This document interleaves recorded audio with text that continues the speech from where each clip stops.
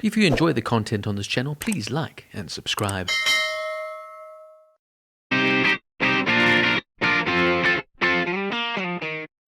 The Holdovers is a 2023 American Christmas comedy drama film directed by Alexander Payne, written by David Hemingson in his feature writing debut.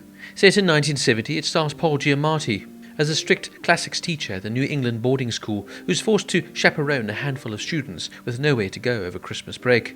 Divine Joy Randolph and Dominic Sessa, in his film debut, respectively play a cafeteria administrator and one of the students who stays on campus. The Holdovers premiered at the 50th Telluride Film Festival on August 31st, 2023, and was released in the United States by Focus Features on October 27th, 2023. It received positive reviews and has grossed $26 million. The film was named one of the top 10 films of 2023 by the National Board of Review and the American Film Institute, and has received many other accolades, including Golden Globe Awards for Best Supporting Actress, Randolph, and Best Actor in a Motion Picture, Musical or Comedy for Giamatti. It also received 5 Academy Award nominations, including Best Picture, Best Actor for Giamatti, Best Supporting Actress for Randolph, and 7 British Academy Film Awards nominations, including Best Film and Director. The Holdovers is the second collaboration between director Alexander Payne and actor Paul Giamatti after Sideways in 2004. Payne conceived it after watching Marcel Margot's 1935 film Merluz and contacted the screenwriter David Hemingson, whose boarding school television pilot he had read. In 2024, Hemingson revealed that the film is partially semi-autobiographical, with some of the dialogue and scenes taken verbatim from his own life, such as words from his own real-life uncle. The scene with the sex worker was inspired by a real-life incident that he described as actually happened to me on 1st Avenue on 30th Street with my uncle when I was just 7 years old. This woman walked up on an incredibly cold day, solicited and said, "The kid can wait around the corner." That is an actual incident from my own life. The Cherries Jubilee thing is something that happened to me with my mother, so many of the things in the movie are just a love letter to my mom, my uncle and my dad, he would say. Filming began in Massachusetts on January 27, 2022. For the fictional Barton Academy, 5 Massachusetts schools were used at locations. Dominic Sessa, in his first film role as Angus, attended Deerfield in the class of 2022. The film is also shot at the historic Somerville and Orpheum theatres and on the Boston Common. Payne later said that capturing the 1970s aesthetic was relatively easy because the change comes so slowly to New England. The original music for Holdovers was composed by Mike Orton. It also features several classic Christmas songs and other songs from the 1970s by the Allman Brothers Band, Tony Orlando and the Dawn, Labby Sifra, Badfinger, Shocking Blue, Herb Albert, Gene Autry and Temptations, Chet Baker, Artie Shaw and Cat Stevens.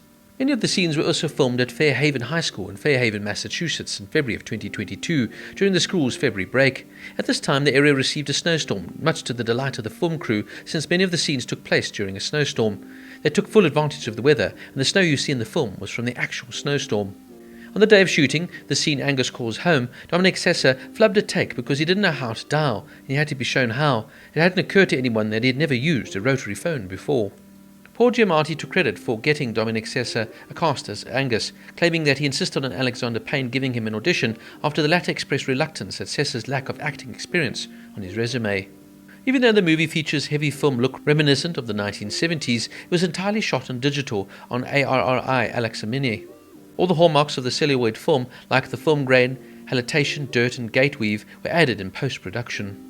Dominic Sessa's on-screen debut, as he had only acted on stage in plays at the alma mater Deerfield Academy in Deerfield, Massachusetts, before acting in this movie. He also said he was rather nervous hanging out with Paul Giamatti outside of filming, but that he found out later he was very nice, and they both enjoyed watching animated TV shows.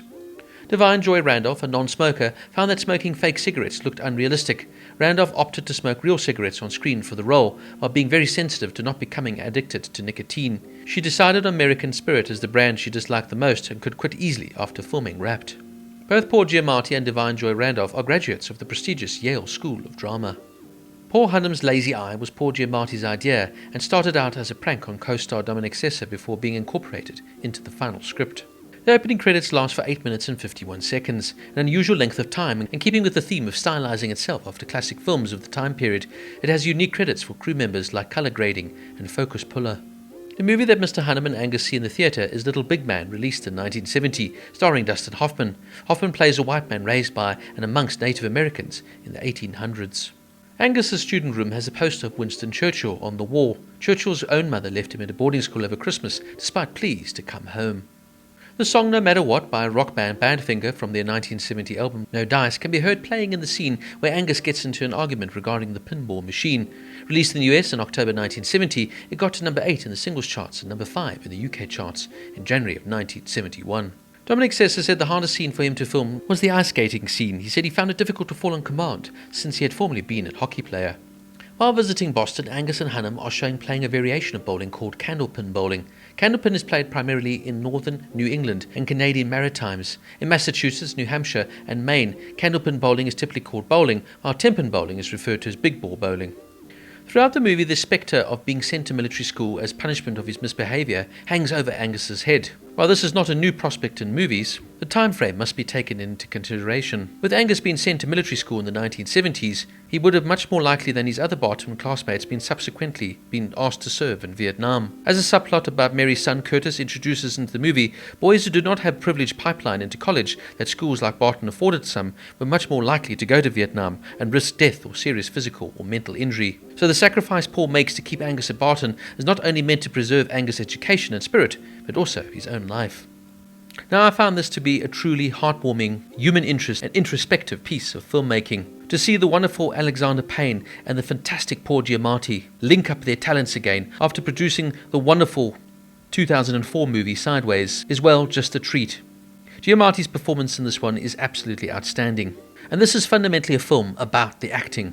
Yes, the story is good and interesting, but without good actors, the story would just fall flat. Giamatti plays a cynical old teacher who's lived alone his whole life and seen it all. But slowly but surely we start to peel back the layers of this very complicated man, and we see that deep down inside he has a big heart. I must now also commend the phenomenal performance here by Divine Joy Randolph. She's absolutely magnificent here in this role, as a grieving mother, who now befriends Hunnam and Angus as the trio become unlikely friends over this 2-week period in Christmas. It's a powerful, captivating performance by Randolph.